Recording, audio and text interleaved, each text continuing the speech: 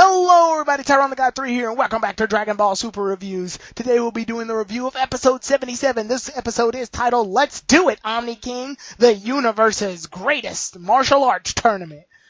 This episode, man, obviously, there is a bit more of a focus on the opening than there is the episode itself, which is weird because obviously episode 1 was just introduction into it. But as I saw the episode, you can tell that they put a lot of work into this episode to make it look good. And they kind of had to, because I think this is Dragon Ball Super's second chance, if that makes any sense. This is their second chance to, get audience members drawn into this. And the reason I say that is because, one, all of the fighters are going to be there. Well, the exception of Yamcha for some reason. But all of the fighters are going to be in the tournament that we know from the Dragon Ball Z universe. And then there's going to be fighters from all other universes fighting. And obviously, if you've stayed with Super this long, you'll recognize some of them from Universe 6. But this is their chance, obviously with the new opening. And the episode looks really good too, because they can't afford for this episode to look bad, I guess. So the presentation was good, but I think more of the focus was brought on the opening, which is why the day following this review, I'm going to make another review, but it won't be of an episode. This time it'll be of something different. This time it'll be my opinions on the opening itself. And I may or may not bring some guests with me in order to discuss this. But I do have some thoughts on the opening, and they're positive, but I do have criticisms too. I have some very, deep things that us as audience members and me as an audience member, just in general, need to think of when watching this opening, because the opening is amazing. It's just, there's some things I need to point out in it. But anyway, back to the episode. And let's get on that plot summary. The episode begins with Goku actually doing really well in his job. And I'll get to that in a minute. Goku, long story short, brings in a lot of vegetables. And because he brings in a lot of vegetables, they end up getting sold for a lot of money. So Goku's actually balling now. He's actually got his game together. So he flies off in his machine. He flies off in his fire truck in order to go send the paycheck to Chi-Chi. And the problem is, Chi-Chi starts nagging Goku about money. And I'm like, how? How? Why? How? In the first episode of Dragon Ball Super, Mr. Satan gives Goku 100 million zenny. Let's just put into perspective how much 100 million zenny is.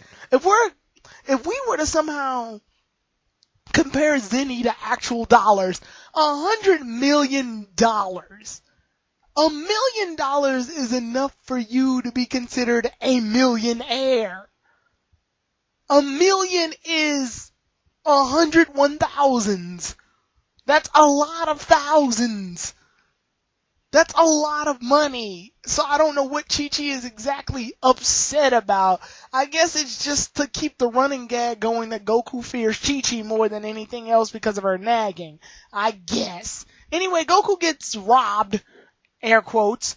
But Goku obviously is stronger than the robbers. And I like that this is I don't think it was intentional, but there's a callback to Raditz. When Goku takes the bullet, because they shot at him. He takes the bullet and flicks it back at him. And it doesn't kill the farmer, not the farmer, sorry, that's who got hit with Raditz's. It doesn't kill the robbers, it just knocked them out. But Goku does end up getting hit by a stray bullet on the arm, and Goku thinks that he's getting rusty. Now, a lot of people are stopping to think about that this very scene is very controversial, because it's how could Goku of all people get hurt by a stray bullet? It's a bullet. Guys, I'm going to say this right now, and I can't believe I have to say this. Goku's energy was completely suppressed. He was off guard completely. First of all, he's fighting humans, and he has to hold back so he can't kill them. He has to hold back, so he's literally using probably less than 1% of his power. And then on top of that, he dropped his guard when he was talking to one of the other robbers. I don't think Goku was was at 100, obviously. He wasn't going to be able to catch the bullet, and the bullet wasn't going to dent off his arm. He just wasn't on guard. Goku can't be super strength all the time. It's just like when Krillin threw that rock at him in Dragon Ball Z. Goku was off guard. He literally lowered his guard. I don't think a lot of people really know what that means, but if you try to know what that means, try punching. I know this, don't hurt yourself, please, but like try to do a quick jab at your own stomach. When you do that, your body will automatically know that something's going to happen to it, and it will literally flex itself up and tense itself to absorb the blow. It knows that because it's expecting that thing to happen, and one thing follows up by another. Goku was off guard, simply. Anyway, Goku goes off to train, and he tries to train with several people like Krillin, but Krillin's dealing with a robbery. There's a lot of robberies happening today. Tries to train with Vegeta, and obviously that isn't going to work because Vegeta is so worried about the fact that Bulma is pregnant and it could give birth at any minute. So she's been in labor for quite a while. And what upset me about this is that Goten actually went with Goku, and Goten was going to train with Whis, and I'm like, yes, Goten's going to train with Whis. This is going to be so freaking cool. Goten's actually going to get development. It's going to be beautiful, and he's going to be way stronger. And then fucking Trunks comes in. And Kid Trunks is just like, hey, you want to spar with me because I'm getting bored with fighting Pilaf and the others?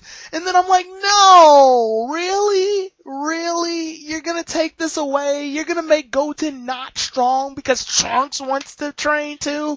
That's stupid. Anyway, Goku ends up training with Whis. And when he ends up training with Whis, Goku stops and thinks, yo, what about the Omni King? So Goku, apparently we learned something new about the button. I'll make a separate video on why I'm mad at this in a minute. But apparently the button can do two things. The blue button brings the Omni King to him. The red button on the other side, he goes to the Omni King. So he goes to the Omni King and talks to him about the tournament. The Omni King and the other Omni King that didn't know about it from the future timeline is like, whoa, that sounds really cool, because they were actually playing like what I like to do, planetary 8-ball. So yeah, they were playing planetary pool. And when Goku talks about the tournament, they get really hyped about it. And they decide to talk to the Daishinkan about it. So then, when Goku goes back to Supreme Kai's planet, Beerus gets all pissed, and Whis is there too, and Supreme Kai and Kibito Kai, as well as Elder Kai, then notice the Daishinkan comes in, and Goku and the others basically bow their head, and Daishinkan's like, yo, this tournament is gonna go down after all, and here are all the rules for it. And here's the date for when it's going to happen. So they all get the news and the episode ends. Great way to start off the episode. I will give some opinions about that red button, because it's like, if they could do that, then why didn't they do that in the future Trunks saga? Don't you think that would have been a little, useful? It's just, anyway,